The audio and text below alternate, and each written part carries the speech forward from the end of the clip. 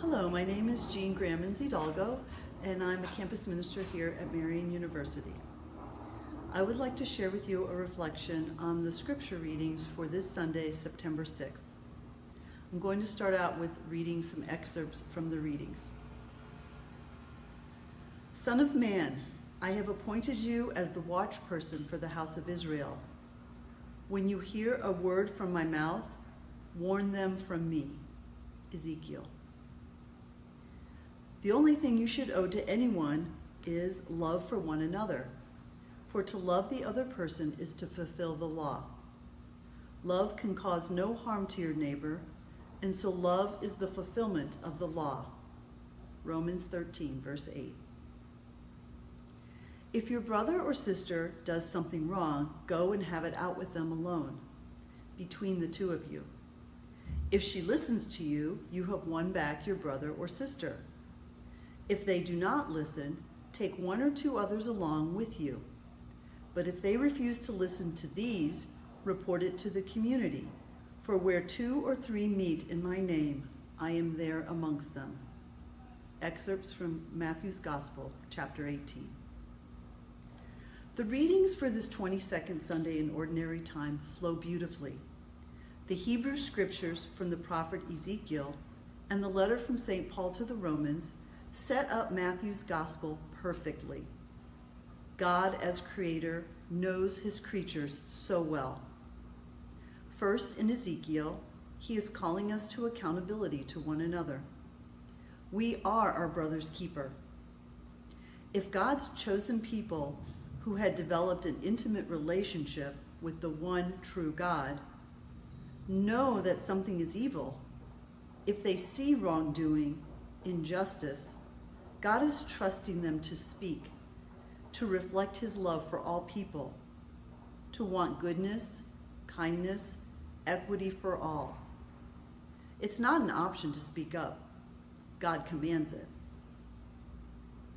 Then Paul, in his letter to the Romans, qualifies this command, that this calling out must be done in love. If we root all our interactions in love, and this is not the romantic love, but agape love, the love that is a decision, not a feeling, then if we are grounded in this love, we have fulfilled all the thousands of commandments the Israelite people recorded in the Hebrew scriptures. This sounds so simple and easy, but it is not. We have egos, insecurities, jealousies that get in the way of this type of love. And it takes daily prayer and vigilance to practice this.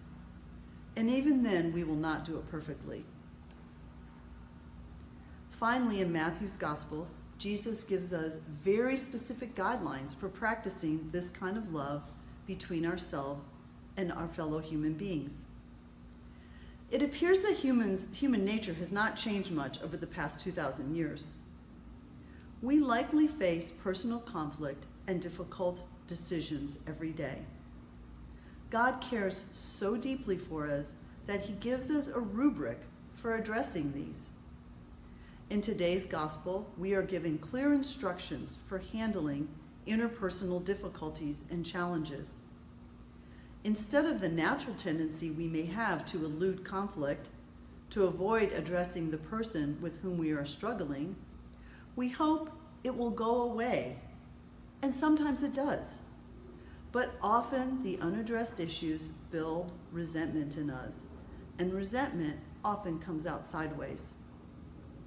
Jesus calls us to pay attention and bring energy and light to that which is hidden.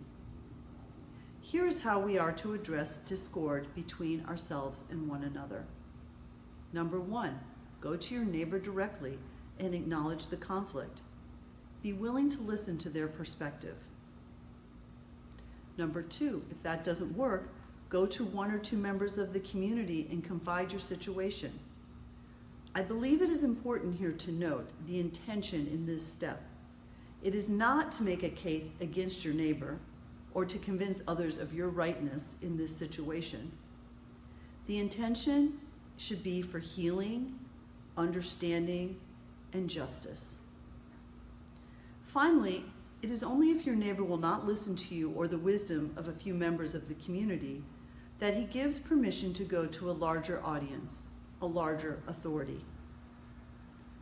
Why is Jesus so specific and so intentional in spelling out correct steps in addressing interpersonal conflict? Because unresolved conflict can tear down the community. It can be distracting and destructive to the good work that God has planted there. It can harm the body of Christ. And I love that these instructions are the basis for the Catholic principle of subsidiarity, which is the belief that solutions to problems may be solved at the lowest level of decision-making, thus honoring the wisdom and experience of those who have the problem. I give this example to students when describing this principle. If you have a problem with your roommate, you don't go to the president of the university to get a solution. You go to your roommate. If your roommate is not willing to resolve the conflict, you might go to your resident advisor, who has been trained to mitigate conflict. If that doesn't work, you might go to the resident hall director.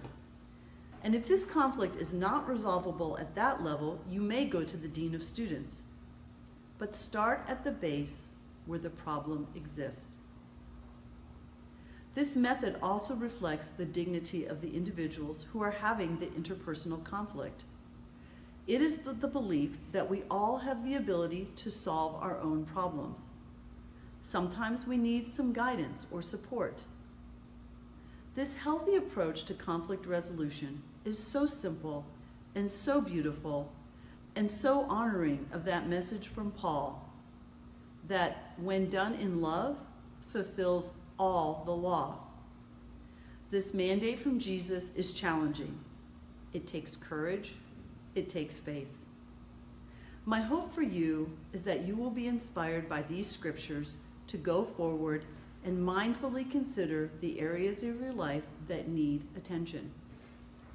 I pray you have the courage to address those with love and good intentions, and that you will be blessed with healing and reconciliation. Amen.